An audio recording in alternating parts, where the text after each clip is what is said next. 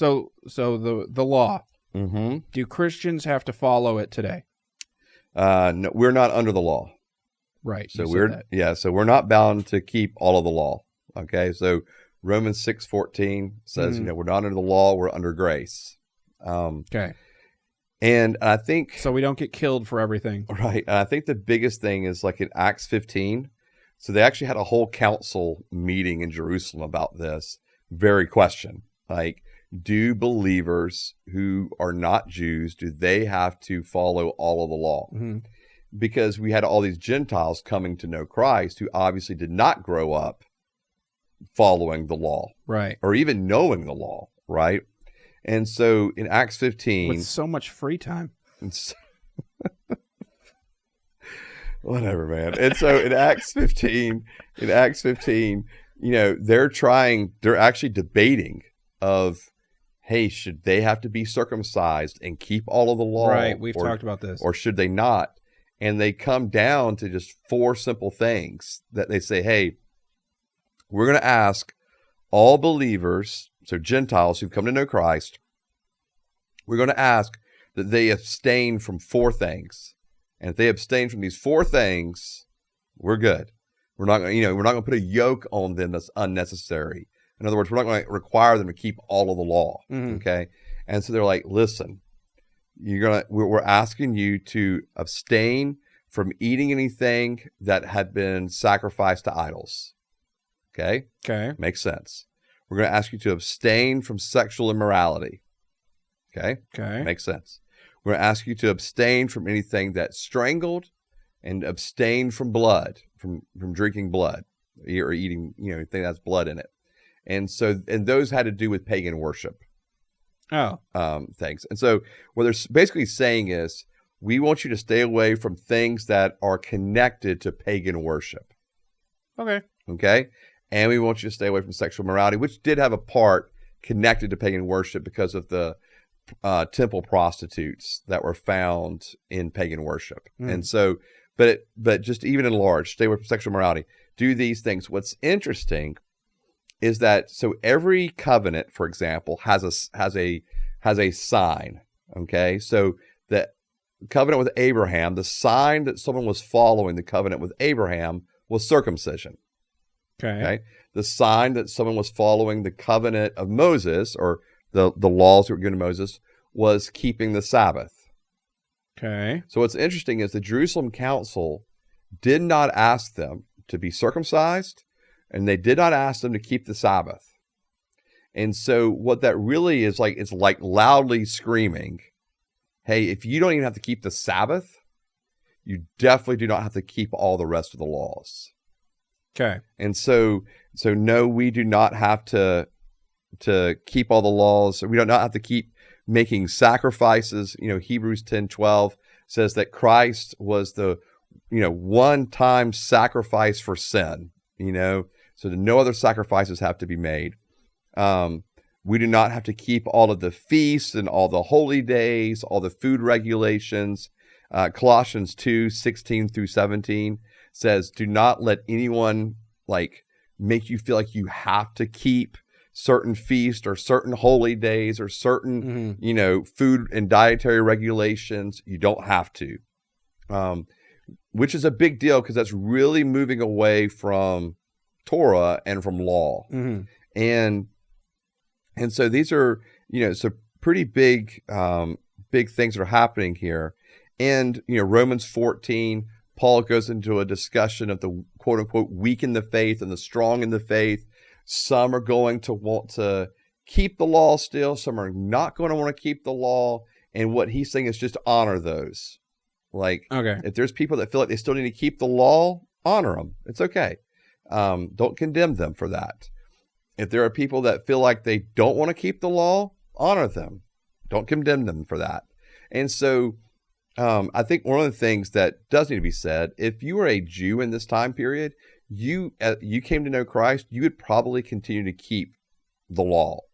Okay. And at least probably most of the time. Some of the things that might have changed a little bit was when they were in fellowship with Gentile believers and worship with them, because the dietary things may have changed some. And they just, so that's kind of that keeping of, hey, you may be sitting next to someone that's eating something that's not kosher. So a Jew may go, no, I'm not going to eat that. Right. Mhm. And that's fine. We're just going to honor one another in the midst of this. Galatians 5:14 says that all of the law can be summed up in this one phrase: love one another. And So much easier. yeah, Romans 13, verse 8, same thing. The law is fulfilled by you loving one another, Mm-hmm. right? And so Even though it's extremely vague. it is the idea of loving one another. Yeah, and so nobody knows what that means. It's vague, but then that's why the Old Testament and the law is actually helpful. Because we do have the 10 Commandments, for example, that come from that. Right. So we do know it's not okay to steal or to kill or, Why did we get rid of Sabbath? Why did we Why was that one different? Because that's a 10 Commandment, but we don't have to follow it anymore. It is a 10 Commandment. And it's really interesting because some people will relate to that as like being because the first 3 commandments are very clear, like, love. This is how to love God, right? Mm-hmm. Have no other God before me, for example, right? Like, it's really clear to not. The Sabbath one is number 4. 4. Yes. Sabbath is 4. And then you have the rest of them after that are very clear instructions. The do not, commit murder, the do not steal, the do not covet, honor your father and your mother. And so the Sabbath one is interesting because it was the sign of the Old Testament covenant of the covenant with Moses that, hey, keep Sabbath. And that was really what was a distinguishing feature about the Israelites, is that they rested from work on that day. And I think, though we don't have to keep Sabbath in the law sense, right? I do think the principle of it, of needing a day of rest from work, is a principle we should hold to, if at all possible.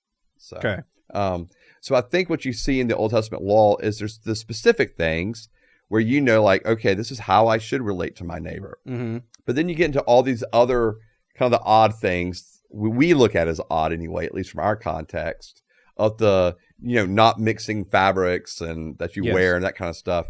And we would look at that and go, okay, but what's the principle behind all of it? Like, what was the reason God put all of those things in there? Okay. So that we could love fabric. I think, again, as what I said earlier, I think it's just so that we could be distinguished from the rest of the nations around us, or for the Israelites to be distinguished from the rest of the nations around them. And I think for us today, we can look at those laws and we can say, okay, I'm not bound to keep all those laws, but I can learn from their principles. Okay. Right? I don't have to give God sacrifices to worship him. Like, in other words, I don't have to physically kill an animal to worship God. But Romans 12:1 does tell me to present my own body, my own life as a living sacrifice to God.